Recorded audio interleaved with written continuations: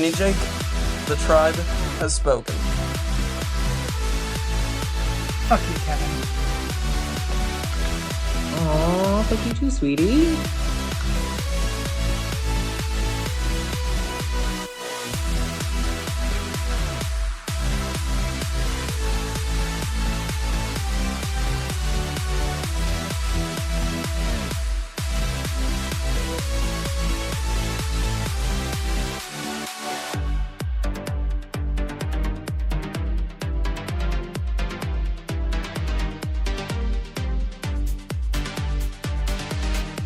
I'm JJ, one of the original Tribe of Nerds members.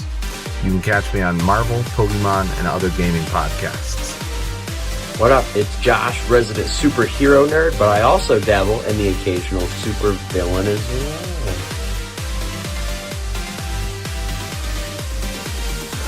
Some may know me as the Chaos Gremlin, but really I'm just Joe King. Pikachu, use Volt Tackle! Good job, Pikachu!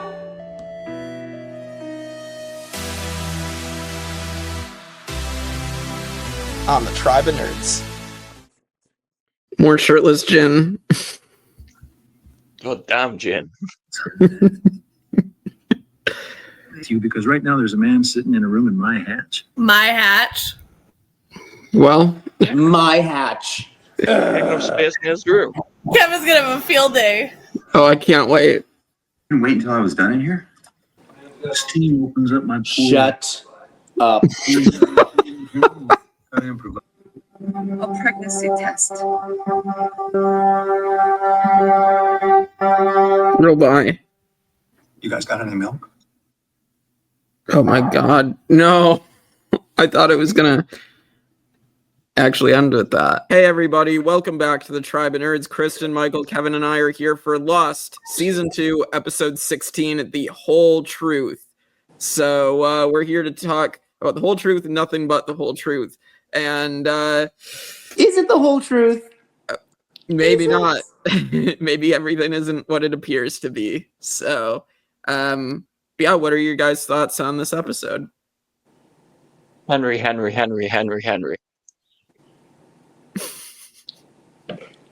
That's my thoughts.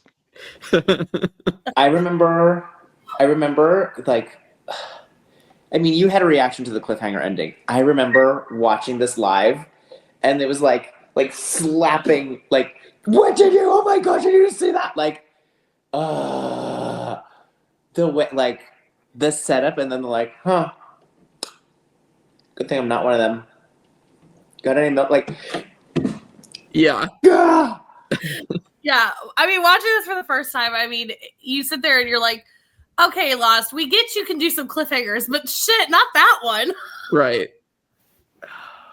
I Yeah. need to see next Like, episode. is he another, or is he just a bit of a sarcastic dick? It's like, it could be either.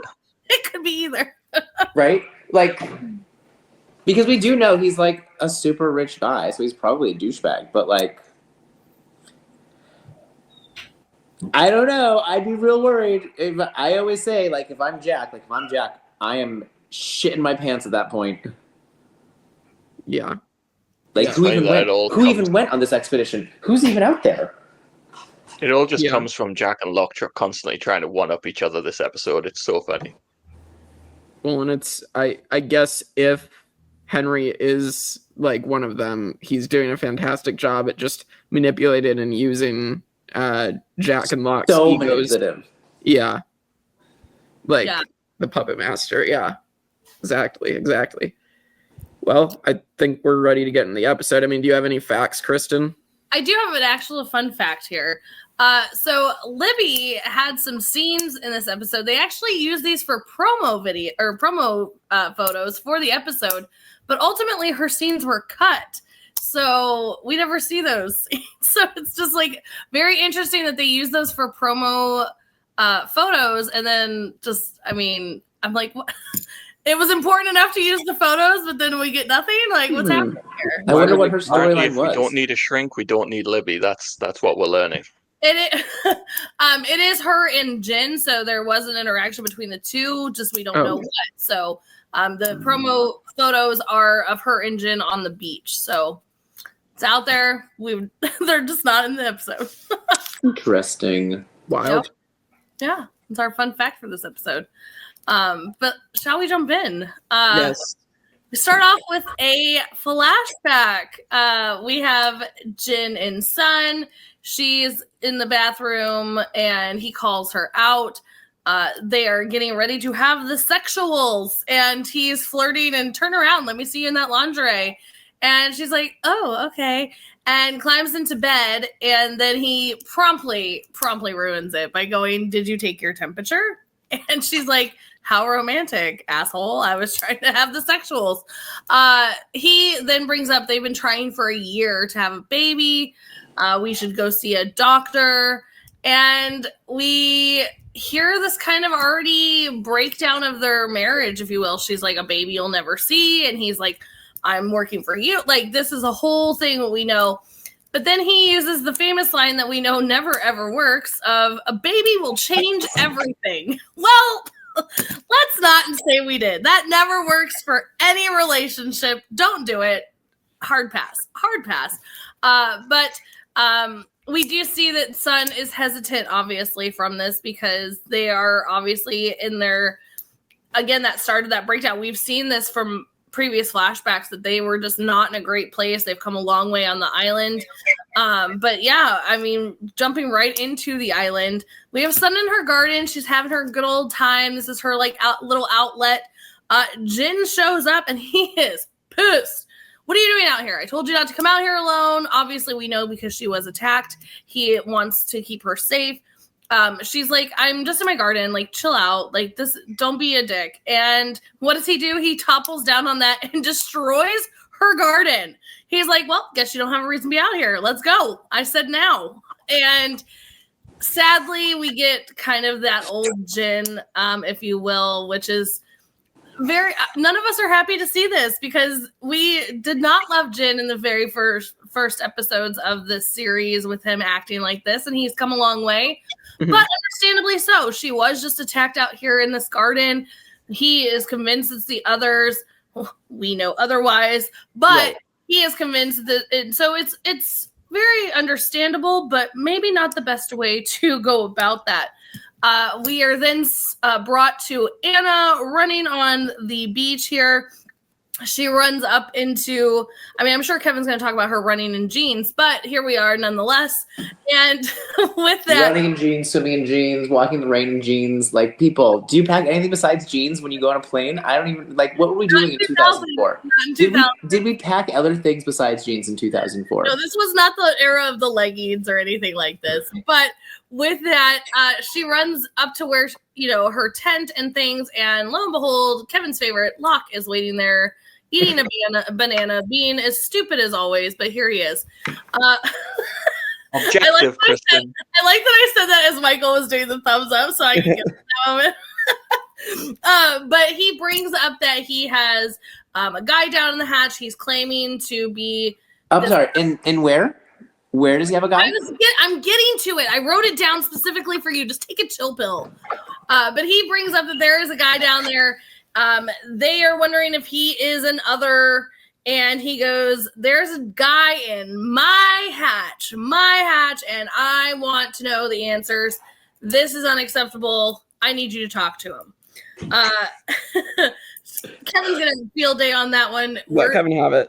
I just want to take a moment to appreciate Michael doing the, like, well, yeah, it's his hatch. What's the problem here? You already know these two are going to go at it. But we do see Sun. She has walked away from Jin because she is mad. He just destroyed her garden. But she kind of is in her, like, tizzy and then topples over by a tree. Listen, one of my favorite scenes, Rose and Bernard are hilarious in this moment. They are a typical married couple arguing about the most trivial stuff on the island. But they come to her aid. She's like, oh, I'm just a little lightheaded. Rose is like, give her some water. And he's like, yes, ma'am. Okay. She's like, don't mind him. He forgot my birthday. Again, he's like, I don't know what day of the week it is. She's like, it's Saturday. She's not letting this up. This is like just typical Rose and Bernard, and I'm here for all of it. I'm gonna stop right there, Jake, to get your first initial reactions. Plus, we already know these two are gonna go at it. So, Jake, walk us through your thoughts on this opening. Yeah, I mean, it's very funny to get Locke talking about his hatch. I'll leave it at there because I know Michael and Kevin are going to talk about it for most of their time on this segment. But yeah, I was very sad to see Jin kind of regress back to how he was, but it was in the sense of trying to protect Sun because of what happened. So I get it, but also, yeah, like tearing, you know, that's like a parent like breaking something of one of their kids, and you know, it's just not something you should do, even if it is to protect them or teach them something. And yeah, then the Rose and Bernard stuff is adorable. Like, I love them. So they're so wholesome, and like the way they just run up and immediately, you know, comfort Sun, and just really, really good stuff. So I this little segment has like a lot going on. You know, you're like sad for Sun and Jin, you're happy for Rose and Bernard to show up, and you're laughing at John Locke's opinions of himself, and so a lot of emotions going on. All right, Michael and Kevin, you can have at it. Ding, ding, ding. Here we go. Round one. I'll quickly touch on the other stuff before it all kicks off. Like, I understand. I don't think Jin's very good when it comes to communication, not just in terms of obviously the language barrier part of it, and he goes straight to angry. But I do think he's right in principle of, like, she was attacked. We know it's Charlie, which I'm still not happy about. But, you know, for all they know, there's others in this area, and she's just out in the garden by herself again. Like, if something happens to her, like, it's stupid to do that again. She should have someone with her.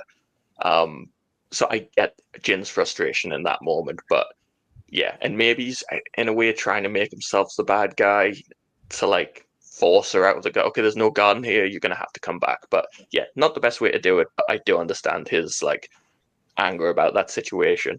I also find it hilarious that Rose and Bernard have been looking for each other for months, or however long we've been on the island now, and the second they're back together, they go straight back to bickering with each other. It's like, maybe we need another little break apart and then come back together. They're so quick.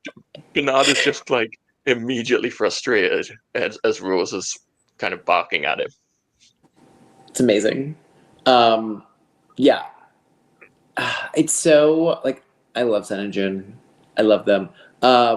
It is very, like, typically if a man is, like, destroying something of a woman and saying it's for protection, it's like red flag, red flag, red flag. In this situation, it's a little like, I mean, still red flag, but, like, he has a point. But, like, we also know at the same time, like, Sun also, like, keeps some secrets from Jin. Like, Sun is also, like, not the perfect wife either. Like, I like that they have a complicated relationship and neither one of them is perfect. And like, we see it fall. We see them, like, try to build it back up. I like them. They're so cute. I love them. That's the great thing about Lost. None of these characters are perfect. So that leads us straight into, go on, Kevin. Ding, ding, ding. Oh my gosh. This man. I was signs like in the wrestling world, like. Right. My favorite part was Ana Lucia being like, "You haven't said 2 words to me. What do you want?" Like, good. Call him out. Call him out on his bullshit. Like, and then there's a man in my hatch. Your hatch. I'm sorry. Where does it say John Locke? Like, 123 John Locke Way. Where does that say? Where is that address on this door? Fucking nowhere, John. It is not yours. It is not yours, and it is not your personal prison, and it's not your personal playground, and it's not your hold hands with Jack and let's push the button together for an undetermined amount of time. Like, none of that. And like, it's just so perfect. It's so perfect that Henry, like, perfectly played him at the end of last episode, and now he's like trying to reassert his dominance. And I just love that he goes to, what I assume he thinks is a person he can manipulate, and she immediately is just like, fuck you. Where does that come from? So, firstly, have you ever heard of the term finders keepers? John Locke found the hatch. He has squatters' rights. Desmond ran away. This is now John Locke's property. He lives there. He pushes the button. It's John Locke's hatch. That Finders keeper. Not finders keepers. Listen, Boone would have had claim to it, but Boone died. It's John Locke.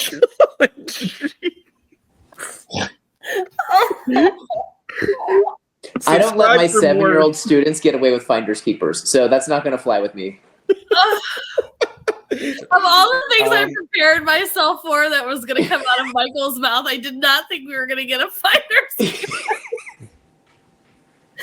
Oh, thank you for that, Michael. Like, they know there are other people on the island, right? We all know that there are other people on the island. Someone else clearly built this. This is definitively not his hatch. This is just him being full of himself and thinking, I lay claim to ownership to this. Like, no, you. Excuse me, Kevin. Did you build your own house? No, but I bought it. Did he buy it? No, you found it. Okay, I don't just go find houses and move in and call them mine. Just because he didn't build it doesn't mean he can't lay claim to it. Anyway, second point. What is he? Second Evan, point you just is- have to call finders keepers, and you can keep. All right, I'm gonna walk next door to my neighbor's house and just walk in and be like, finders keepers, it's mine now. Hey, I don't know much about America, but I'm sure that whole properties 9/10 thing is that a saying? Or what is it?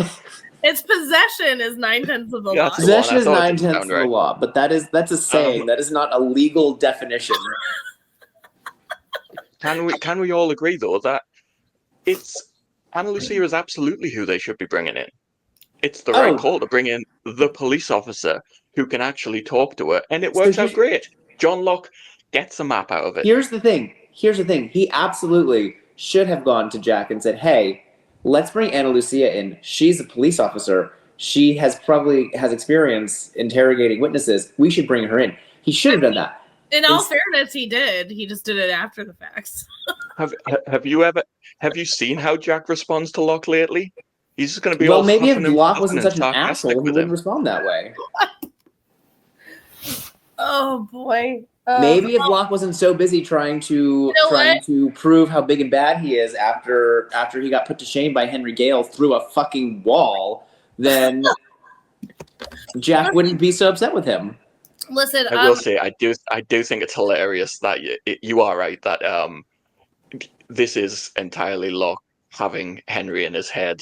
It is so funny that he's immediately like, okay, now I got to go do something of my own. But I do think it was the right call. You guys are going to get a whole nother round too when we get to the very next section. So we're when he's sitting there waiting for Jack. So I mean, you guys are going to have a lot of rounds this episode, which I can't wait for. Although I don't know if anything's ever going to top Finders Keepers, but here we go. We're going to try. Finders Keepers. We're going to try. That's great. Love it. Here for it. With that, we go back to our flashback. We see Sun arrive at a hotel. She comes into a room, puts the do not disturb sign on the door, and lo and behold, a new man appears. Jake, I want to stop really quick. Do you know who the man is? That's the guy that she was being set up with, right? That yes. I recognized him from that, so I didn't realize she was still going to be seeing this guy. And we'll talk about it later, but I definitely thought when she walks in and he's there, like I definitely thought she was having an affair with this guy. So that was definitely my thought process. And I was like, no, son, don't do this. But no, son. But no, we do see that I completely forgot that we'd already seen him. Yeah. Unless I Call totally myself a fan. unless I did ruin. I forgot when I watched it live. I did the second time I watched it, I picked it up. But when I watched it live, I did not recognize this man. It was like a whole year later. Kristin just spoiled another thing with Jack's wife and this guy. I did not. I completely forgot. Yeah, we already did that. We did. We saw him. But we do see that he is the one that's like teaching Sun English. We know that this is the part where she is learning the English. This is how it's all. I love that he like it kind of is like out of nowhere that they're sitting there just having like banter back and forth. And he's like, "Do you want something to drink?" She's like, "Yeah, I want iced tea." He goes, "In English?" And I'm like, "Oh, we're getting English lessons. This is fun." But it's kind of out of the blue, like out of nowhere. So with that, we jump back to the beach. We have the Jack and Locke shower scene, as I like to call it, and we make it all more fun that way. But we do have we got shirtless Jin and shirtless Jack. We didn't get any shirtless Sawyer in this episode. Yeah, we did. Shirtless Sawyer? Yeah, we did. Oh, that's right. When he comes up later. Oh, we got shirtless Sawyer. Yeah. Mm-hmm. We didn't get shirtless Saeed. Nobody cares. I want shirtless Bernard. Oh my god! That will be next. But we do have Jack coming out of the shower and Locke waiting for him. Jack immediately is like, "You couldn't wait." He's like, "No, I'm just shaving. It works for my pores. I gotta do what I can." Listen, you're gonna have your whole time. It's fine. Let me get through it, and then you go to round two. This is where Locke does bring up the fact. He's like, I think we need to do something about Henry. I think we should bring somebody in, some new fresh blood. And he's like, well, obviously you've got somebody in mind. And he's like, yeah, as a matter of fact, Ana Lucia. And he's like, okay, I guess I'll talk to her. He's like, already done. She's in there with him now. Jack is pissed. He's so mad. It's hilarious to see these two fight as they always do. But we go into Anna and Henry in the whatever we're calling this now, the armory / prison / dungeon, whatever he's in.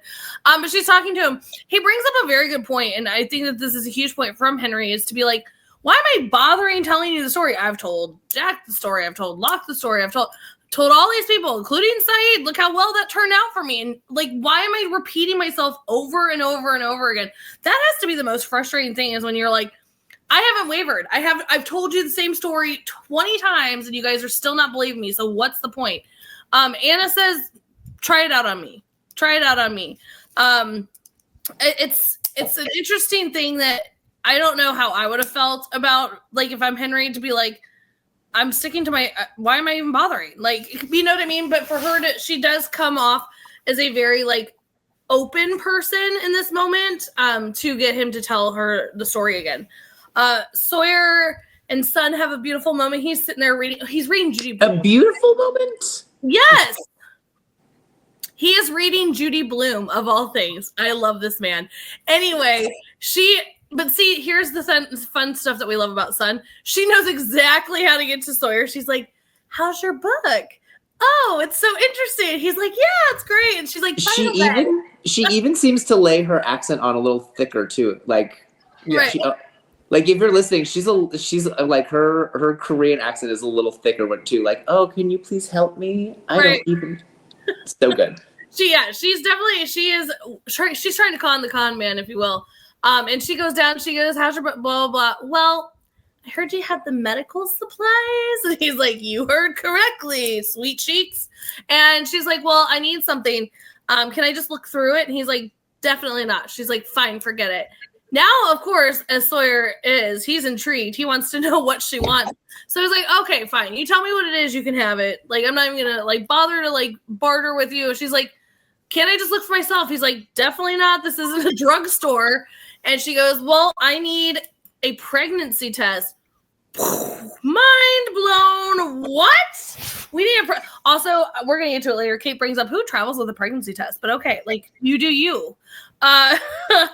We get to the part where Ana Lucia is in with Henry and says, okay, draw me a map. Draw me a map to your balloon, and I will go out there. And he goes, but if I get this wrong, you guys are going to crucify me. She's like, do you not know where the balloon is? And he's like, no, I know where the balloon is. I'm just saying, like, if I get one thing wrong, you guys are going to crucify me, which is going to come play a part here at the end of the episode. But she's like, you draw me that map. and I will go find your balloon. Like, I will find your balloon for you. And then we get Sun out here trying to hide the fact that she's about to take a pregnancy test. And lo and behold, our good friend Hurley walks up, eating his good old chocolate bar, and continues to lie in the worst way that Hurley has ever lied before. He's like, look at this candy bar in the jungle that's never melted. Do you want to share? And she's like, please go away. He's like, okay, bye. They are both caught red-handed, and it's so funny that there's like there's almost like an unspoken like, I'm not going to tell anyone if you don't tell anyone. Like, okay. Right. And then it's just like, okay, bye. And then, It's hilarious. It's like, Hurley, this is the second time you've been caught with your stash. Just be more careful. Right. Right. It's so bad. I'm going to end it here. Jake, walk us through. I mean, you already kind of started talking about how you thought Sun was meaning this man to have an affair with him and things like that. So walk us through all your thoughts there, but all the stuff that's happening on the beach. Yeah. So like the whole Ana Lucia and Henry Gale conversation, I forgot the line, but it's the, I remember saying like that was a good point that was made when he's talking to her, and it was something about John Locke and Jack. Like, do you guys remember worrying about each other? Yeah, worrying about, that was such a good too busy worrying about each other. There's such a good line. So I liked that whole conversation. And then the Sun bombshell that she might be pregnant. Like huge bombshell. It's something that like is interesting right now because I think like, we're talking about, what 3 of the women now have had pregnancy involved with their storylines. Like Ana Lucia had it when she lost her baby. Claire obviously has had it. Sun is now having it. Like, it is an interesting through line to kind of bring into this and kind of have all these characters be dealing with that. So it's almost like this is a huge connective tissue almost. So I found that interesting. And I mean, also with Sawyer, I think Kristin would have loved any type of book Sawyer was reading. Could have been, I don't know, made conversation about any book Potter or something, and she would still love that he was reading a book. I mean, oh my gosh, you're reading. I'm so proud of you. I also want to point out that you can read. I too would be pregnant by Sawyer's baby if I was on the island. So I mean, there's that. Jesus. And then my last point to Jack and Locke in the bathroom. Not the pores. It's pores. Thank you, Jake. Anytime. Why? Michael, he's like, why? Michael, I will give Locke the credit if he does something well. And like there are times that I know grudgingly. There are times that I know that I'm just being a hater. This is not one of those times. It's not that bad. All right. Did you guys want to go off again about John Locke and his like pores? a fiddle, and you're like, it's not that bad. Go off. It's not that bad.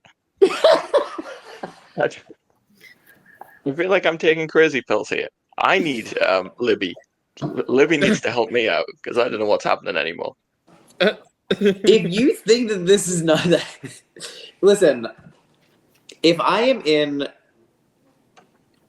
round 2, ding ding ding. If I am in the shower and someone just appears themselves in there just to try to like establish dominance, like just to try to intimidate me, right? Like that's all he's doing. That's why he's doing it. Like, oh yeah, like I can come into the bathroom when you're in here. Like I can come in here when you're in the shower and you can't stop me. And like it's just to like try to be the big bat. Like, oh, I'm bigger than you. Like, shut up, Locke. Just shut up. Just like you can wait outside the door. You don't need to be in there. Like, oh, it opens in my porch. Shut up. Like you're just trying to like intimidate Jack, just to like be one step above him. Like, yeah, I can be in the shower. I can be in the bathroom when you're in the shower. And there's nothing you can do about it. Like, it's just that. And like, shut up. It's so like, he's so obviously been played by Henry, and like he's refusing to admit, and it's like,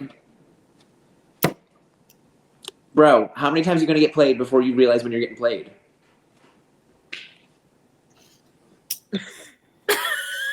He is having to shave his beard with no shaving cream.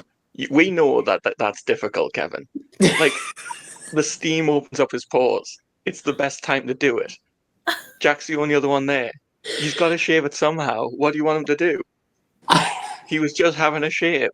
This guy can't even have a shave without getting shat on. He's not just having a shave. He's not just having a shave, Michael. He's having a shave. Jack happens to be in the shower. So here's my thing. Jack and Locke can do whatever they want. This whole thing, it's not a dictatorship. Jack, he doesn't have to run things by Jack. Jack doesn't have to run things by Locke. Locke has a good idea and he brings her in. I see no problem with that. Okay, but if he's the one who keeps preaching that we do things together, which John Locke is the one saying that repeatedly, we make decisions together, right? He keeps saying that. And then he not only goes and tells Ana Lucia, and not only brings her in and doesn't tell Jack, he then waits until Jack is literally standing there naked to spring it upon him. Like, it really is just to be like, I am in charge, and Henry Gale doesn't know what he's talking about because I'm Big Bad Locke and this is my hat. Like, it's all it is. What an amazing John Locke impression. Best John Locke impression I've ever heard. I'm going to get my suitcase and knives and I'm going to go marching through the jungle and I'm going to kill a boar, except I'm actually going to get Boone killed. Right? Like, that's all it is. That's all it is. It's just his bullshit. And like, listen, does Jack also get played by Henry Gale? Like, yes, because Henry Gale is clearly a very manipulative person, but like, Locke. He's just taking over control of the island. It's totally fine. He knows what he's doing. He does not know what he's doing. He does. Okay. He has no idea what he's doing. He's making up as he goes. I'm gonna stop you guys because we're gonna have like round 5, 6, 7. Yeah, but I do want to touch on the Henry and Anna stuff as well because good, because that's what I was just gonna bring up. Yes, go ahead. Oh yeah, I thought you meant moving on like to the next. No, I was just getting you guys off of this Locke and Jack situation, and I wanted to talk about Anna. Yeah, Henry and Anna. I always say it, but like whenever Henry's on screen, he's just literally every time we're watching the episode. Whenever Henry's on screen, I'm like, I just find him so fascinating to watch. Mm-hmm. And I love how Anna deals with it. And jumping ahead, like there's a small line where with the map where she's just like, I asked nicely. It's like, say just beat the guy into a pulp. And she actually has a conversation with him. And there is nothing in the world that gets me more frustrated and angry than when I know I'm telling the truth about someone and you can see that that person doesn't believe you. Like, you know, when there's nothing you can do to get them to believe you. And it's like, it's so frustrating because what can you do? So like, yeah, like you said, Henry, if he's telling the truth, he's already been through this with so many people. Like, why is Anna going to help him? I do like the line of the big black guy that cut his beard off in front of me. Still freaked out by that weird scene. But yeah, I just love all that. Yeah, I do think it's interesting that we see the cop who found out, like lied to get a person released so that she could go track him down and shoot him herself. She's playing the role of nice cop. Like that is really interesting. That's funny. Well, see, I wanted to bring this up because I think that this proves like how versatile Ana Lucia is that we know that she's this badass. Like we saw how she was treating everyone. Like, shut up. When I say jump, you say how high. Like, she's very in your face and she's unapologetic about it. But she realizes when Henry is sitting there going, I've told this person, I've told this person, I've told this person, that he's like at the point of like, what's the point? Where she needs to kind of be more soft-spoken, be kind of like, well, I will listen to you, Henry. Like, I will draw me the map. I'll find your balloon. She gets very like unlike Ana Lucia, but she knows in that moment that that's what she's going to have to do. She needs to be his friend, if you will, because no one else is getting anywhere. And so I just love that we get a completely different side to Ana Lucia in this moment because she read the room as well as she did. Also, like opening up to him. She even tells him about her story with the others, with like, I put a guy in a pit. I was sure he was one of them. I was wrong, and I don't make the same mistakes twice. Like, she actually gives him a bit of background on herself, and Right. if you're gonna have trust, it has to be both ways, and she does open up in that way. So yeah, she handled it. Of all the people I've spoken to Henry so far, like, she's handled it the best. Most definitely. Well, moving right along, shall we? We get to our next flashback where Jin and Sun are at the baby doctor, the fertility doctor, if you will. They are trying to have a baby and it's just not working. And the doctor comes in, he's all about like the pleasantries. Hey, how's your dad? Jin is not having it. He's like, I need to know what is happening right now. Why can we not have a baby? And he goes, well, sadly, there's like a big endometriosis scar. There's just no way. It is completely impossible that you will ever have a baby. Absolutely zero chance. Jin in this moment, God, like this, I want to touch on this scene really quickly because it's kind of such a powerful scene, especially for women that are dealing with infertility. I know for myself, like when we were trying to have Kaysen, like it didn't happen as easily as it did with my other son, Radic. Like it took some time, and then I can't imagine women that deal with it for years or never ever get the chance. But just in that short amount of time that we were struggling, it's like you feel like, what did I do wrong? I'm the problem. Like I'm supposed to be like women. We're supposed to be able to have children. Like it's a heart-wrenching thing. And for Jin to turn around and be like, did you know about this before we got married? Like, I love that she clapped back so quick of like, yeah, I wanted to trap a fisherman's son. Like, I'm like, that's right, son. You take that control. Because that is such a cold line. Right. That is such a dick Both move. of them were so cold. And it was like, it was such a good way to like show the breakdown of their relationship. It really is. But it's just, I think that is just, time and time again, we do sadly see more oftentimes than not that the men will then try and blame the woman and never go, oh, it could, like, you know what I mean? Like, it's okay. Like, that's all right. There's other ways to make a family. Like, it's just so hard on passing their seed and all the other things, So I think that was a difficult scene for a lot of people, especially that are struggling with infertility, to watch, because I'm sure that it's happened to several of them to get the blame like that. And not only just from their husbands, but blaming themselves, So I think that was really well done from Lost. As sad and as difficult as that is to watch. With that, we jump back to the island. Anna comes out and says, I need more time with Henry. I'll come back tomorrow. Because they're like, go back in there, go talk. She's like, no, he needs to think for a little bit. Little do they know that she's pulling the wool over both of their eyes because she has a plan. But she's like, I'll come back in a day. Let him stew for a little bit. Her plan is, I'm going to go approach Saeed. I love this moment between Saeed and her. She's like, I want to talk to you. He's like, uh-huh. She's like, alone? He's like, no, you can talk about it here. And she's like, it's about the hatch. And Charlie's like, about the dude down there? I'm like, listen, Charlie, you have you been down there? Probably at this point, because Locke and Jack have no idea what they're doing. But it's just kind of a moment of where she thought she was being so like stealthy about it. And Charlie, of all people, is like, about the man down there? Who cares? I love too the idea that like we already pointed out that not only is it Jack and Locke, but also Saeed has like beat him up. Echo's been in there. Now Ana Lucia's been in there. And now Charlie also knows, like, this is not as well kept a secret as they would like it to be. No, but they sure think it is. This is where she tells him, well, like, here you go. And he's like, what's this? Oh, you have a map. How'd you get this? And Michael brought up. She's like, I asked nicely. It was just as simple as that. Your fist didn't seem to work there, buddy. He brings up that this is at least a day's walk. She's like, you best get going. Let's go. So they all head out to go and find this. They are walking through and they do see the cliff and he points it out and she's like, score 1 point for Henry.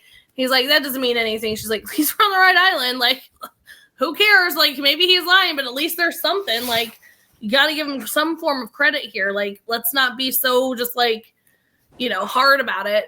And then we get this interaction between her and Charlie. And with Charlie, she notices. Can we just take a moment, Charlie? He's like, you checking out my bum? And she's like, Yeah. No, definitely not. I'm checking out your gun. I love that these two, he's like, yeah, last time you had one, you killed, and Jake, you're like, so did you, Charlie. I was gonna say, they both murdered someone with the gun and Ana Lucia's was a mistake, and then obviously Charlie was murdering a psychopath. But on the island, it was a mistake. Off the island, it was not a mistake. Well, yeah, off the island, it was not a mistake. Yes, you're right. But but I also was proving that on the island, it was also not a mistake because it was sham. But we're moving on. Also, so obviously they hand the gun off to Saeed. He brings up, we're going to get to the base of the cliff and we're going to camp. And going back to Sun, she has taken this pregnancy test. She's brought Kate in. I don't know why, but she brings Kate in to sit and wait with her. And listen, I cannot. You guys already know how I feel about her, but they are waiting. She's bringing up, have you ever taken a test? They're kind of having some banter back and forth. And she's like, it's time. Check out that test. I'm throwing this out there so hard. I said it when we were watching it. This is the brightest, like, magenta lines I've ever seen on a pregnancy test in my life. They do not look like that, y'all. Okay. They do not look like that. Yes, it is 2 lines, but they are not that bright. And if they are, you might have some radioactive pee. I don't know what's happening because there's a problem. They're normally a very pale pink line to the point sometimes where you're like, is that a second line? I can't tell if that's an actual line or not. So it is not as bright pink as they put that out there to be. But I think they wanted everybody to basically never have a question about this. Yes, she is pregnant. Kate goes, I think these are pretty accurate, but the only way you're going to know is if you go tell Jack. So they do go tell Jack, and he's like, yeah, a positive's a positive. Like, you priggers. Like, you're knocked up, girlfriend. She's like, please, Jack, like, this is a very sensitive thing. He's like, okay, so we're going back to this whole, like, your husband was the last person to know you spoke English. This is where we're at now, that everybody knows that you're pregnant. She's like, it's complicated. I will tell him when the time is right, but it's complicated. Please shut up. Don't, like, go spread this, like, wildfire. Jack goes, well, congratulations. I'm heading back to the hatch. And Kate says, you've been down there quite a bit. You good? You good, bro? He is like, yeah, totally fine. Just hanging out with my buddy Locke. Nothing to see here. And she is just like, little weird. This is so unlike Jack. I'm going to end it here for Jake to chat about it. And then round 3, I'm sure, is going to happen.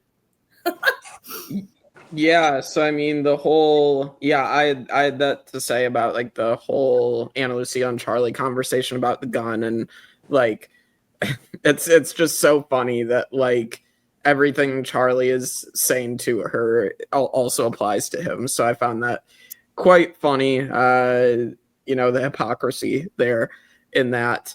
And yeah, then the whole, like, the fact that Kate and Son are still, like, colluding over stuff. Like, we've seen them do this before with, like, the poison episode where they accidentally poisoned Michael. And, like, just, like, the fact that they're still colluding with each other. It's very funny. This would be the second coming of the Black Widow Brigade with Kate and Son. Like, they're secretly plotting to take down all the men. And let's see. What was the other stuff that happened again?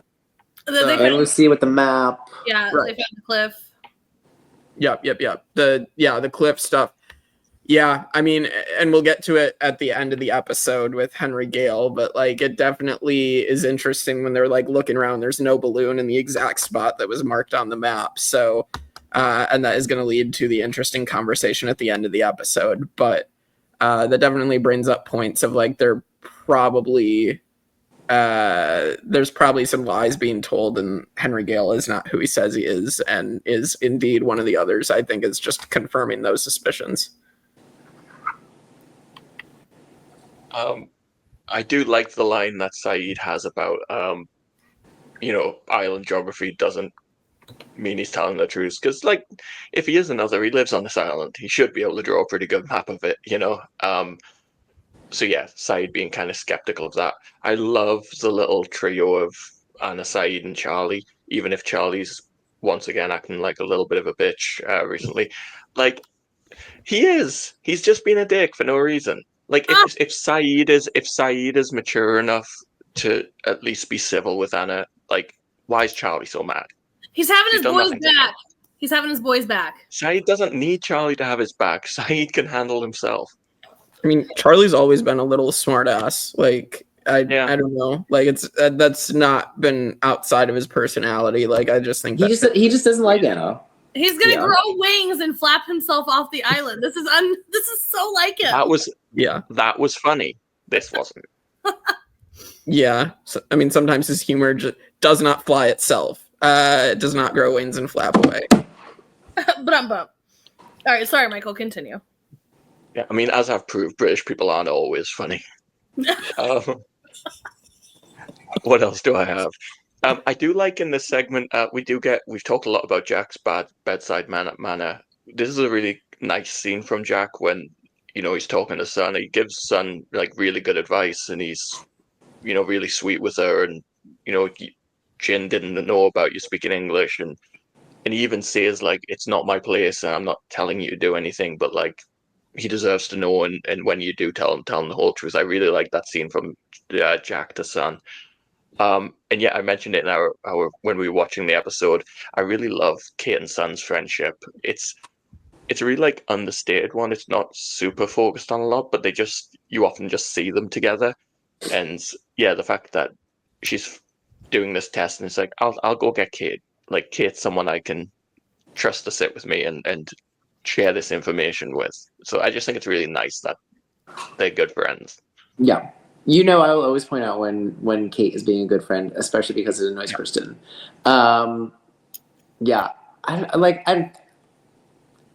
This is all good Lost stuff. This is all like Ana Lucia, like spotting the gun, like, you're looking at my bum. No, I see your gun. Like, all of it is it's just good writing. It's good. The stuff with Jack and Son, like it's not my place. Not my place, not my choice to make, but I think, like, and far be it for me to even give relationship advice.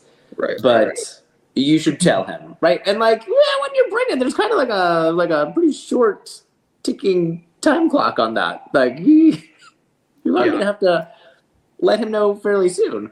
So yeah, I think a lot of it is just it's just good writing, good storytelling. I like like I said, when you were bringing it up, Kristin, I like when we're starting to see, like, the secret isn't as well kept as Jack and Locke would like to think that it is. Like, no, actually a lot of people, like, because if Charlie now knows, that means other people also know too. So surprisingly, Kate seems to not know, unless she does, and this is just her asking to, like, give him an out to tell her, but she seems to not know.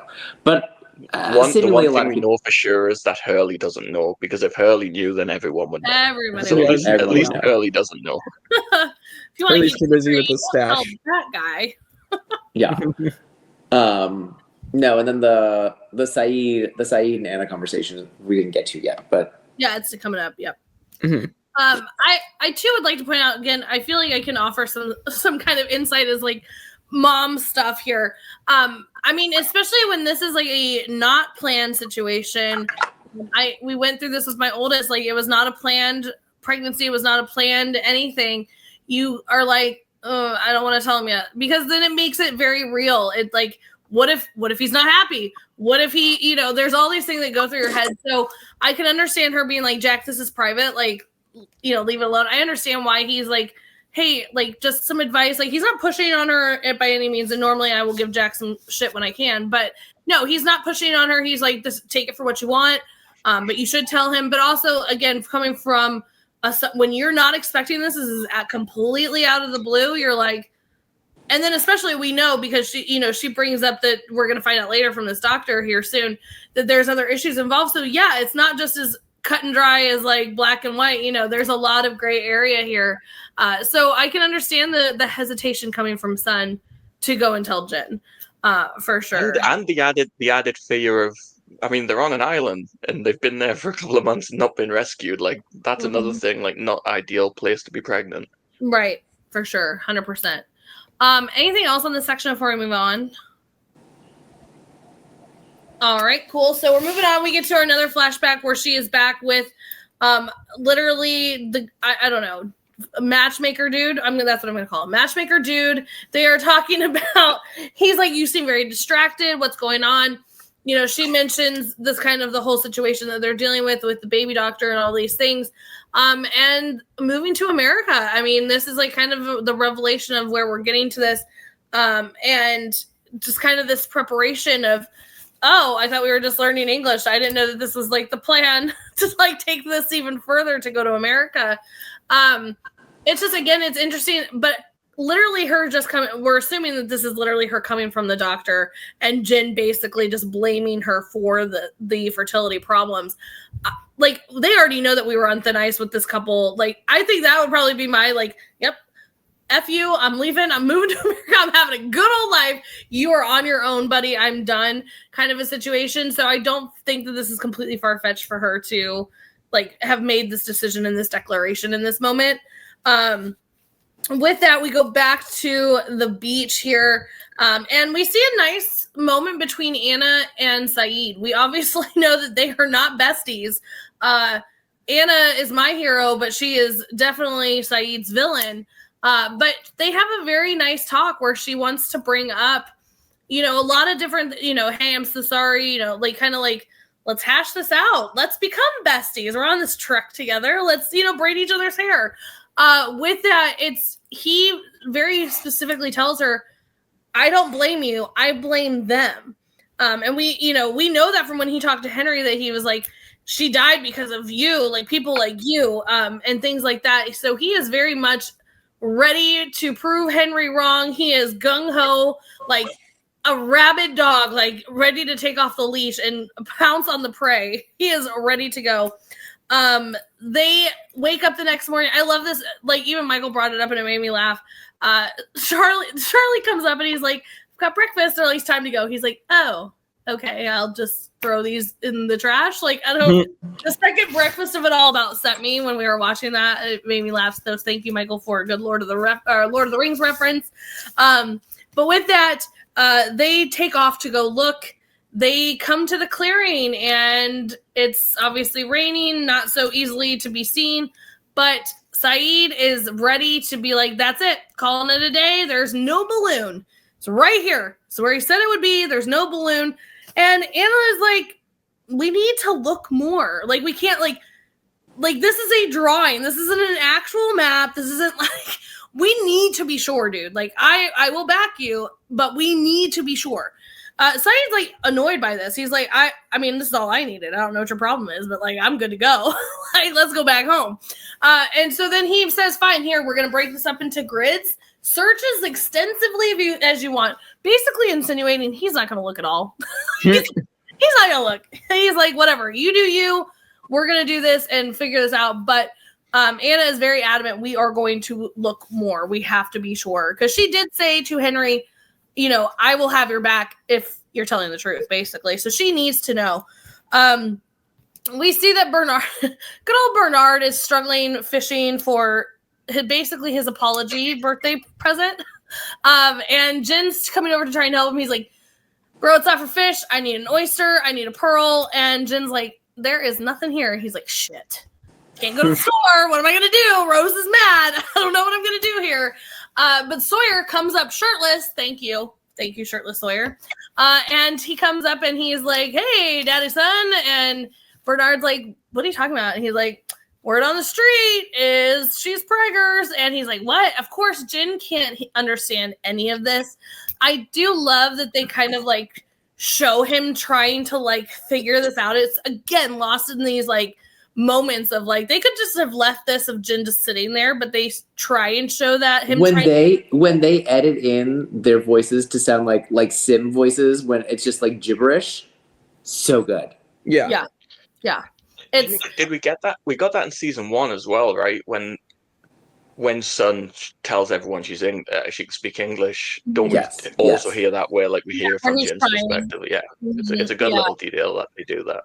Yeah, I mean, I think again, like I think it just again proves the point of Lost of that they could have, there's easily not having anything done there where he could just be standing there, but they take the time to make something extra for it to like really get for you to understand that he's completely, like, no pun intended, lost. He has zero idea what's happening here, which we'll find out later that he will connect things, which is really cute. Was cute. We do see that Jin realizes that he is basically alone without Sun here because he can't communicate. He can't hang out with anybody really. I mean, everybody does a good job of trying to include Jin, and like there's little bits and pieces, but it's not like Sun's right having out, so we see him fixing her garden. He is fixing the wrong that he did earlier. And Sun comes up. It's a very like beautiful moment, but I can't imagine Sun in this moment because you can kind of see it on her face, and like she does a very good job of the nervous, like, I have to tell you I'm pregnant kind of situation. She's very uneasy.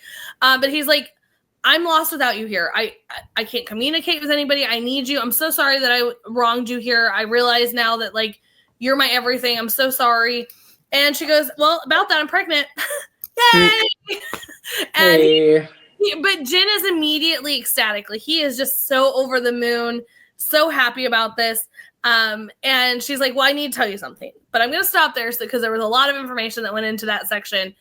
And then we'll pick that back up. But yeah, there's, it leads us into the next flashback, but I don't want to go too far. So Jake, kick us off. Yeah. I found it funny when Sawyer just randomly walks up shirtless to Bernard and just is talking about how Sun is pregnant with Jin right there, except that Sawyer knows that Jin probably can't understand him. Like it's wow, just a wow. And then yeah, just the Sun and Jin interaction is so adorable, and like the fact that he has grown so much that he can be excited like when she tells him this information a little later than everybody else. And I mean, we're going to get that in the very next scene we're about to get to, where he is way more understanding than he has been in the past. Like just this whole interaction and how Jin takes it, and I love that he's had this amount of character growth, that he can be this better person and not react the way, and he knows what he's done in the past has been wrong. And so Jin has gone up as a character for me. So especially like being so vulnerable, and it's not just about making up with Sun. It's like he's alone without Sun. Like, and in the beginnings, Jin wanted to be separate. He told Sun, like, we don't talk to them when we're not involved with them. We look after ourselves. And now he wants to be a part of the group. He wants to be able to communicate with them, and he's make an effort to actually try and learn English and be more part of the community. And that's such like a far cry from how he was in season 1. Like Sun's growth is both Sun and Jin, but I meant Jin. Jin's growth is so good, especially when you see the shades of him in the flashbacks. It's like you really see how far he has grown when you see him in comparison to his flashbacks, because it's so different. Yeah, I think Jin and Ana Lucia both get a lot of redemption, right? Like Ana Lucia, we're seeing that she's like, I made a mistake and I'm not going to make the same mistake again. And we see like Saeed kind of like, no, it's not your fault, it's their fault. Because I mean, her introduction to the rest of the survivors is her shooting Shannon, right? So she's getting redemption, and Jin is like, he's making up, he's rebuilding it. And as much as we know he's doing it wrong, we know that it's coming from a place of like, when he's ripping up the garden, it's coming from a place of wanting to protect Sun. So like, to go back and fix it, he literally says, I'm fixing a mistake, right? So like, they write in a lot of like redemption, and like Ana Lucia is standing up for what's right. Like, she made this deal, she's going to go find this balloon, right? It's not about like believing this man or not believing this man. She said she's going to do this thing, so she's going to do this thing, right? Like, I like that both of them get get that redemption. I think it's really important to point out too, especially with Annalicia, like you guys kind of covered Jin and Sun. So I really want to hone in on this part is like, this could easily, like, they all have these grievances. You know what I mean? Like, Saeed has lost Shannon over this. She killed an innocent man over this. Like, these people stole kids and, like, stole other people and, you know, all these things. We know that they stole, like, Charlie's there. They stole Claire and hung him up by a neck.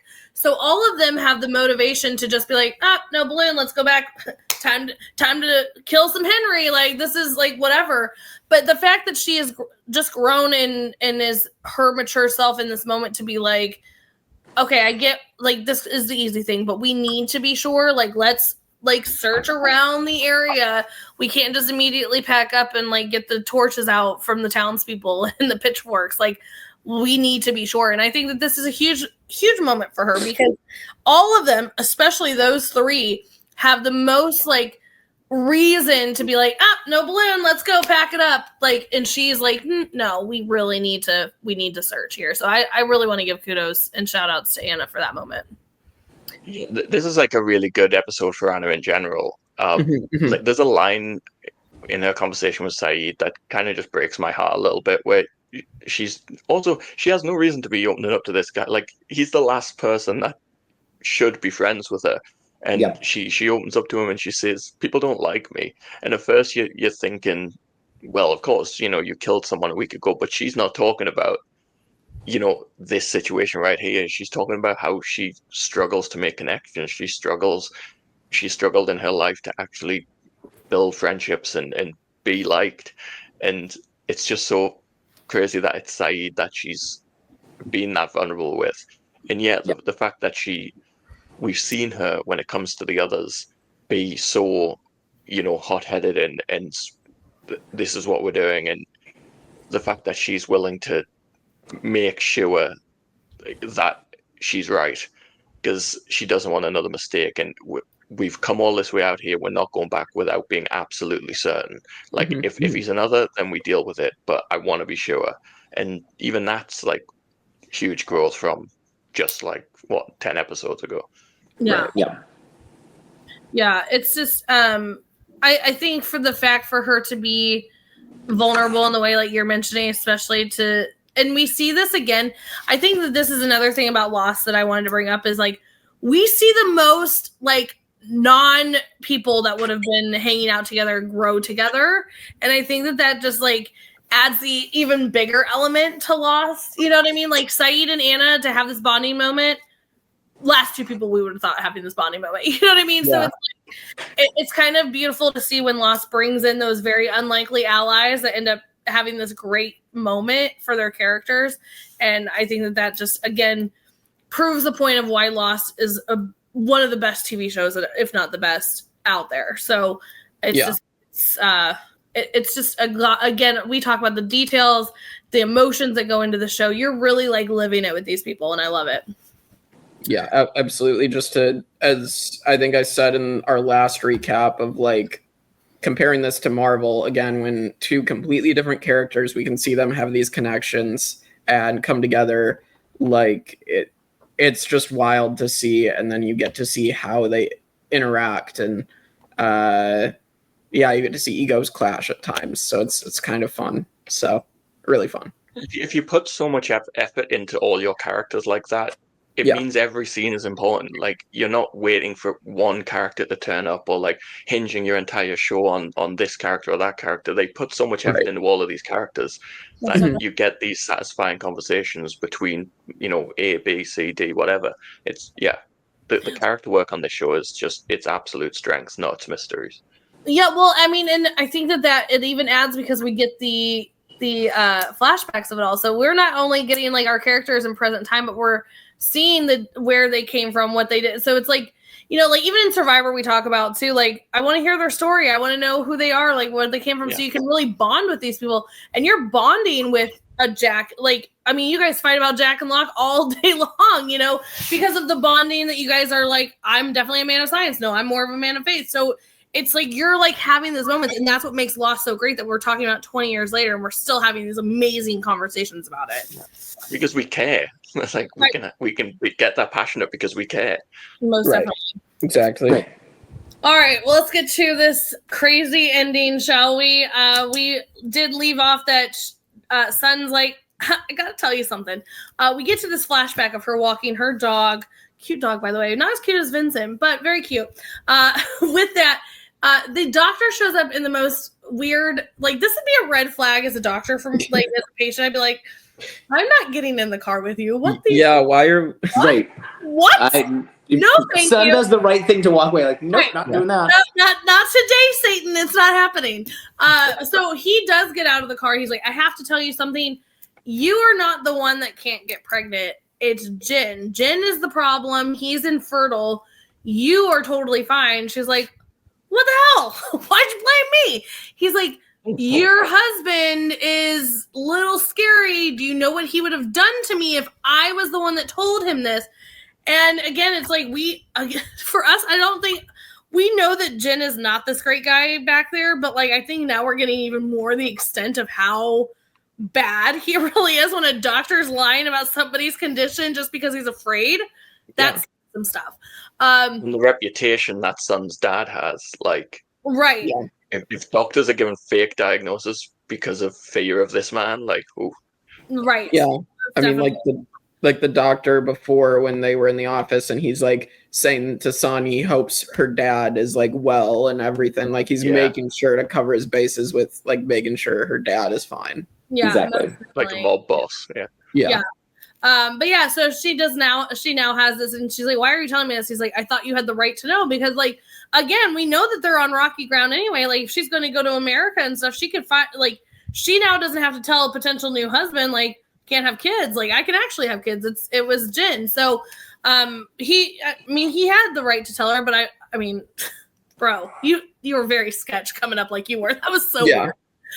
With that, so we come back to the beach where obviously she's just told Jen this flashback that we just saw. And Jen is like, so how's their baby then? She tells him right then and there, I have not been with another man. I swear to you on I have not been with another man. He goes, well, then it's a miracle, which is not far-fetched. We have seen John is out there walking, like crazy town here. Like, so it's definitely a moment where it becomes this beautiful miracle, if you will. I love that literally right after this, he's like, if it's a boy, I want to use a character. Like, he's immediately planning this baby, and it is so cute. It is the cutest thing I've ever seen. I love Jen so much. Like, even when Jin's a dick, I still love him, just like I do Sawyer. And it's just because I think that that there's passion, especially because we've seen Jin's past with his dad, and, like, he doesn't love the fact that he's this person, so that he's not happy about being the jerk.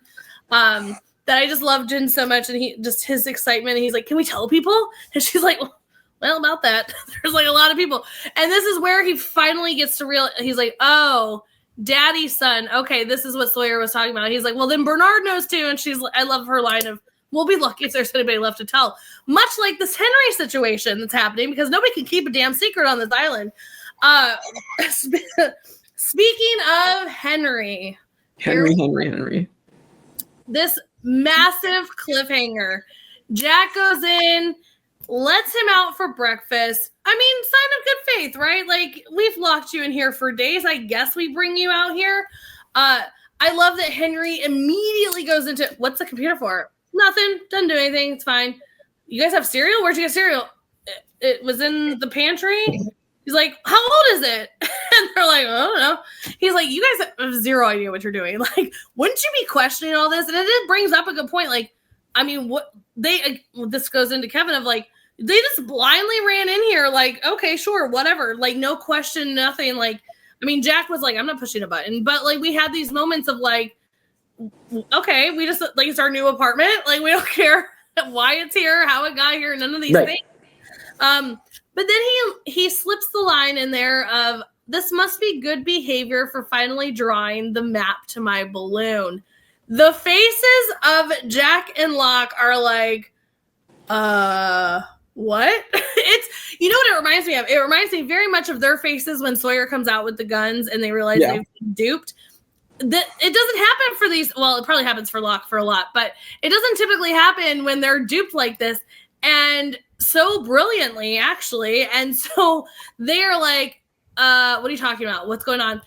Henry plays again them both like a fiddle. He's like, well, if I was one of these people that you guys keep thinking that I am, I would have sent them out there to, totally secluded, set them up. My people would be waiting for them.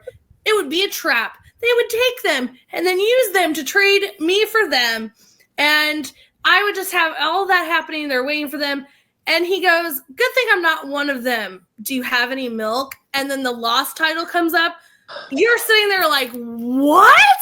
No! Like, how do you... But obviously, again, the look on Jack and Locke's faces as Henry is sitting here telling him if I was an other, and now we're left to being like, oh my gosh, because we don't know. Are you another? Are you Henry Gale? Like, oh my gosh, are they out there in a trap because they didn't see a balloon? So brilliant cliffhanger to leave us with this. It's so crazy. So Jake, walk us through your thoughts. Yeah, I loved this moment too. I did. I'll touch on Sun and Jin first. I definitely thought that she was gonna tell him that the baby wasn't his at one point. Just in like, I have something to tell you. It's like, that's what I thought it was leading to. I'm glad it wasn't that, because I've never seen Sun that way. So I would think she wouldn't do that. So I'm glad to know that it is just some miraculous thing that happened on the island. But getting to the Henry Gale stuff, like, this was just such a good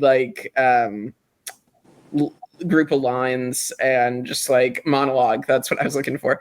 Good little monologue. And I love, like, it comes off as like this guy is like manipulative and cunning, and I definitely think he's an other. I definitely think something's going on, and it's a great cliffhanger. Like, it's great television, and so I love this.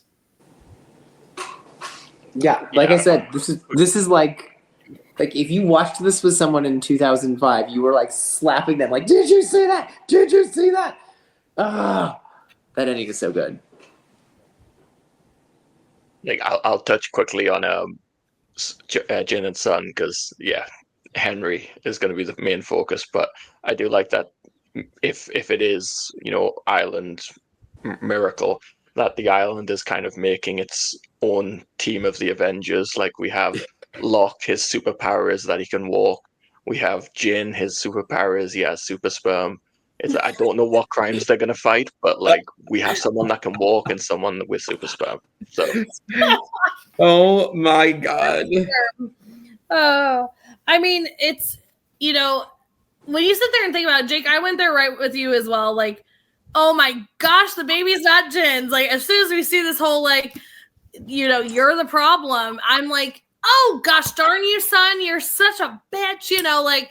But again, we have seen, again, like I said, Locke's walking. Like, you know what I mean? Like, this is obviously a place where some crazy things are happening. So for her to sit there and tell Jin, like, I've never been with another man, I'm like, okay, thank you. Thank you, Son. Oh, that would have been really bad, and I didn't want to hate on you. But yeah, no, Son, it's just another brilliant thing that the island has done, as Michael has mentioned, super sperm.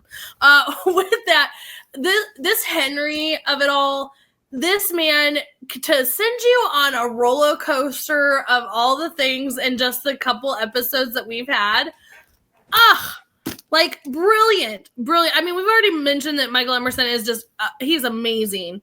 But like, the Henry Gale of it all, where you're sitting there, you're like, man, they're so mean to this guy. He's obviously Henry. But then he goes and pulls something like that, and you're like, okay, maybe he's not Henry. Maybe he actually is an other.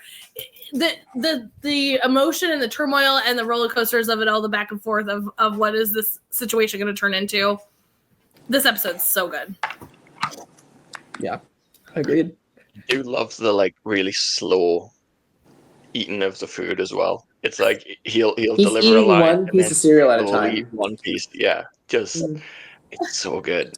And again, like you said, he's manipulative. Whether or not he's another, this person is a manipulative person, and he's planting seeds and he's getting in people's heads. We don't know the reasons yet, but yeah, like every single line out of his mouth is just so good.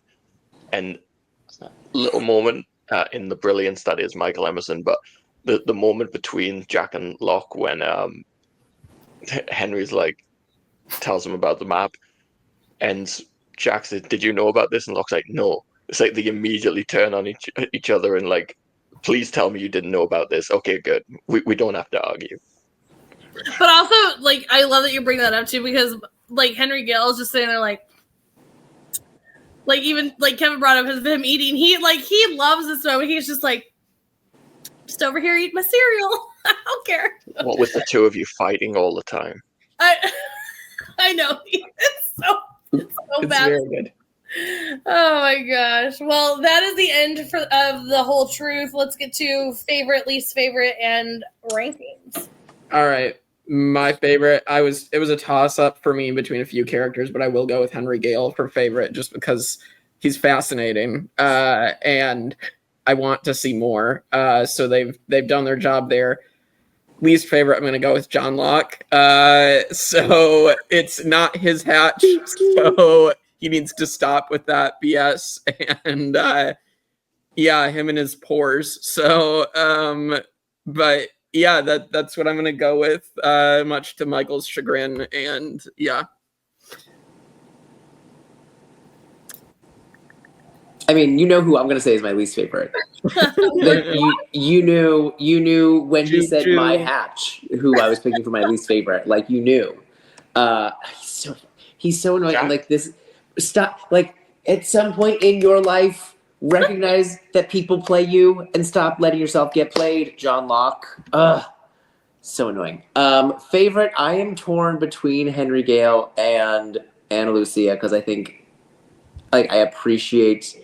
Like I said, the redemption of Ana Lucia. Like I appreciate that so much, but like I think, yeah, it has to be Henry Gale. That ending. Like I want to hit play right now. I want to watch the next episode right now. I even know what happens. I've watched this before. I know what happens. I still want to hit. It's so good. Michael, we're on a trajectory right now, upwards. Least favorite character. I'm sorry, but season 2 Charlie just isn't it. Like I just don't. I don't like what they did. Like I love Charlie. Like in season 1, he was one of my favorite characters. In season 2, like he just doesn't hit for me, and I don't know what they're doing with him. Like he's in a low spot right now. He's in a low spot right now as a character. Yeah, like he occasionally pops up, but he's not got much to do, and he's just kind of a dick in this episode. Like he doesn't add anything. He has a funny line about his bum. Like, but I need more than that. Like, I don't know. He very humorously holds the gun out to Ana Lucia and then like, that was funny. Yeah, that was quite good. And he brought breakfast. He was so nice. Yeah, he's kind of just the. I don't agree, but I don't disagree that he's not a great character in this episode. I mean, the worst character is Locke. Like, I think Charlie is capable of so much more as a character, and we've seen that. And he's been a big disappointment for me in season 2, and he always is. Like, everything we've seen so far from season 2 has been pretty lackluster in comparison. And yeah, not a high point for Charlie. I do it with a heavy heart. I do love Charlie. I feel like I need to clarify. And yeah, favorite is Henry Gale. He's just. We are so spoilt on this show with so many amazing characters. Like, and new characters coming in. Like, we talked about it with Desmond. We talked about it with Echo. You know, these are new characters that have turned up, and they steal the scene from established characters in 30-odd episodes they've been in every time they're on screen. Like, Echo does it. Henry does it. And yeah, he's just amazing. He's so good. I'm really struggling with my least favorite character right now, so I'm gonna go to my favorite because I mean it's obviously Sawyer. No, I'm just kidding. No, Don't be swayed. It's not. Peer It's not. pressure's not good. No, it's not Sawyer. Because Sawyer is obviously, I love him, but we get only a shirtless 5 seconds, and it was not very obviously all shirtless, so I can't do it. No, I am definitely with you guys of the Anna Lucia and Henry Gale of it all. I really do want to pick Henry, but the three of you did, so I'm gonna give it to Anna so that she gets some love too, because I think that this was a very important episode for her. She really kind of as her hardcore badass self, she really softened herself to be able to do this. She wants to make sure that they're getting the correct information. She's not being a hothead. I think that she definitely deserves some love here. So because you all three picked Henry, I would have picked Henry too, but I feel like Anna needs some love. Yeah. Gosh, this episode's so hard because there's really not any, and I don't want to do the whole we've done it a million times of doing the baby doctor because he was a creep. I don't want to do that because there's really no point to him. Man, oh Hop man. on the train. Don't hop on the train. Doesn't deserve it. You just had a shave. All right, I'm gonna go a whole nother train. I did it last time. I'm gonna make Sun my least favorite character, just because she was being. Listen, I don't care. Turn the camera off. She was being deceitful in things at first, and I understand why. But because we have nowhere else to go, I'm doing it to Sun. She never gets least favorite. Throw it out every once in a while. Because you can't do that nice twice. Woman. I have nobody else to go for unless you want me to do the baby doctor. What do you mean you have no one else to go for? You have John Locke is sitting right there. I would even understand if you picked Jack, even though I don't think he at all deserves it. Would you rather me pick Kate? Because I mean, Kate did nothing wrong. Kate is just there leading friend. Freaking love. What did John do wrong? Right. We went over it in great detail, friend. We went over it in great detail. They're all amazing in this episode, and so it's extremely hard. Even the doctor, you want to talk. We talked about it. He's fearful for his life, so you can't even really hate on him. So listen, Sun is an amazing character, and she will never get any hate. So I'll throw it out there just for the funsies of it. There are times, Kristin. There are times. It's okay, Kevin. Our train is going in the right direction. Ours got derailed a long time ago. Chugga, chugga, motherfucking choo choo. God. Oh my god. All right, rankings. Michael, where do we stand? So our season 2 rankings are Orientation, The Other 48 Days, Man of Science, Man of Faith, The Long Con, The 23rd Psalm, The Hunting Party, Maternity Leave, One of Them, Adrift, Collision, What Kate Did, Abandoned, Everybody Hates Hugo, and Found, and Fire and Water. For me, it's not breaking top 10. So I figured that's why I just did season 2. Yeah, it's not breaking top 10. I honestly, I'll kick it off so you guys can think about it. I think that this is, because we get that massive cliffhanger, I am going to put it a little bit higher than the bottom of the list. Yeah. I definitely think it's under Hunting Party. I think it's under, what are those other two right there, Michael? Under Hunting Maternity Party. Leave and then One of Them. I want to put it above One of Them. I'm going to put it in between Maternity Leave and One of Them. So whatever number that is. Because I feel like we're getting a cliffhanger. We're getting some information here. There's a lot of things that are going on in this episode. So I feel like One of Them just kind of introduced us to Henry Gale. I feel like Henry is again, by far coming our favorite character because there's so much to him. So that's where I'm going to put it. But I'm happy to be swayed anywhere else. I'd probably say around there as well. I'd probably say, what is it, below Maternity Leave in One of Them. I feel like that's a good spot to put it for me. It has the reveals and stuff and the cliffhanger, but it's not as good as what the top 5 of season 2 even. So yeah, the reveal, the cliffhanger is really good at the end. And I think there's some really good character work. I would probably put it right above Maternity Leave, just because I think that cliffhanger, I think, interests me more than engages me more than that hatch that Claire was in, that maybe she was doped up and doesn't remember correctly. So I would personally put it there, but similar vibe of we're getting stuff, but we're not getting huge reveals in this episode. So yeah, I think I'd go just below Maternity Leave. I think especially with all the stuff, finally getting more Ethan and the answer of where Claire was, and also we talked about the great stuff from Rousseau. I think they're quite similar in ways where we get some real emotional depth to Rousseau in that one, and then with Anna in this one, and the stuff with Sun and Jin, and Henry was great in both those episodes. But yeah, I think maternity leave just edges it, so I'd slide in as the new number 8 for season 2. Well, and maternity leave left us with the cliffhanger of Alex, so I mean, there's that too. Yeah, both solid episodes. Yeah, True.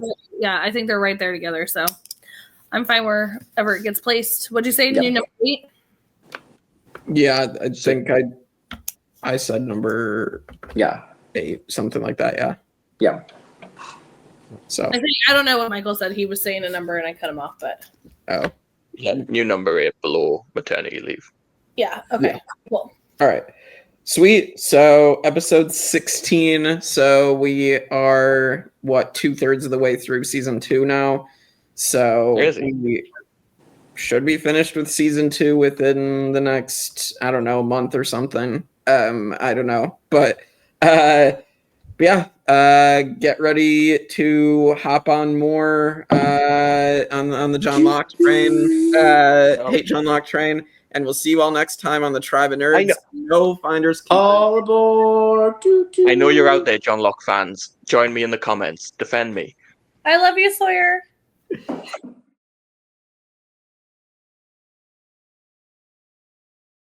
Hello, everyone. Welcome back to the Tribe of Nerds after Jake, the spoiler section of Lost. If you've not seen Lost in its entirety, get out. You know the drill. Just get out now. Like, all the way out. We spoil everything, so get out.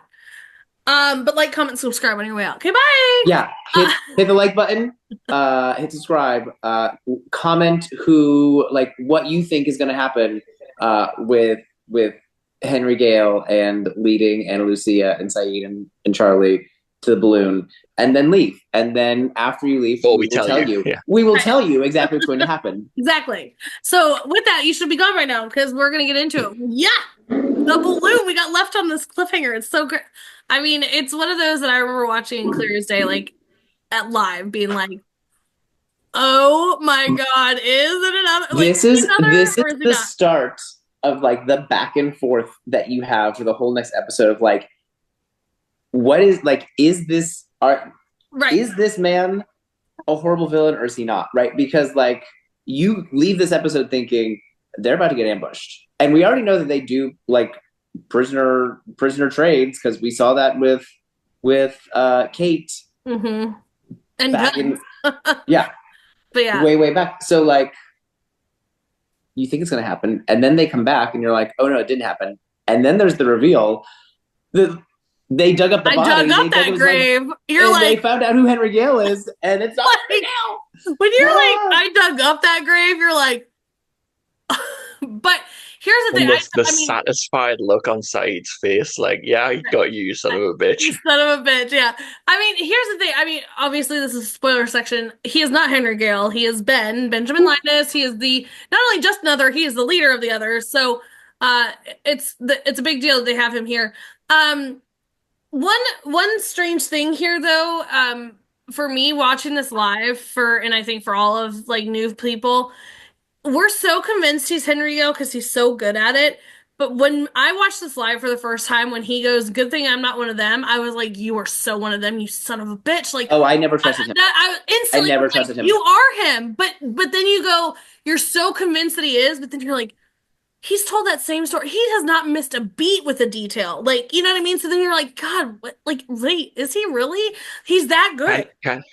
Can we just appreciate what a little shit Ben is? Because Ben knows that the balloon is out there. Ben is convinced that his cover story is going to be fine.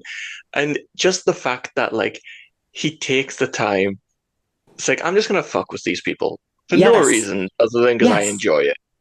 Yes. Yeah. Right? Because when they come back and say that they've found the balloon, right? Well, no, because he goes, "Didn't you find my balloon?" Because they come back very hostile, and he's like, "Didn't you find my balloon?" Right, but like in his mind right now, he's thinking they're going to come back and have found the balloon, right? And they're going to corroborate his story. I'm going to be let go, yeah. Right. So like him fucking with them right here, be like, well, if I was one of those people, I would ambush them, right? Is like just to do it. Just to torture. Just to do it. Yeah. Yeah. It's Biggest honestly line that's like, let's slip, is he says, if I was one of these people that you seem to be convinced are your enemies. It's like, right. that's such a shitty That's line. when Like, why would you say that? That's when I knew, that's when I was like convinced, because I was like anybody that doesn't know anything about it, he's not going to say that, like that part specifically. You know what I mean? It was like, They're the good guys. Yeah, he was trying They're the good guys. Right, like Ethan said.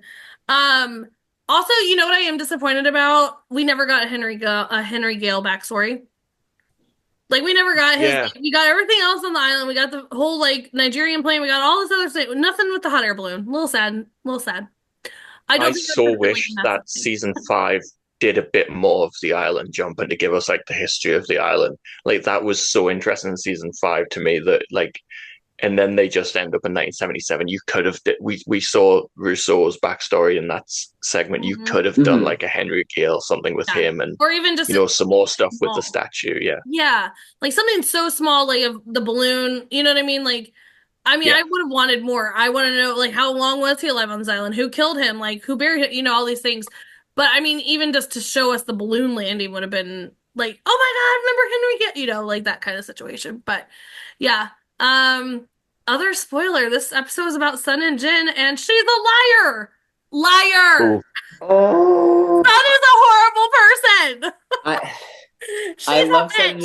This is why I brought up that, like, neither of them are perfect, right? Because we know she did have the affair that's alluded to. We love Jake where he's like, I really thought, but I mean, that's so unlike Sun. And I'm like, well, funny story.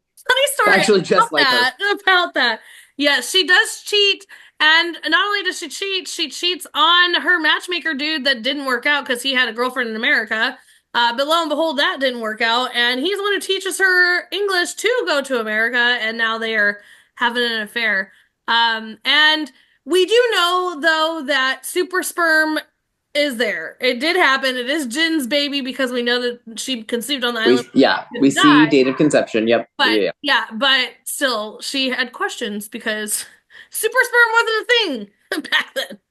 So, yeah. And it's just so sad that like she tells the episode is called "The Whole Truth," and like there's such a sweet moment between Jin and Sun, and like she still doesn't tell him everything yet.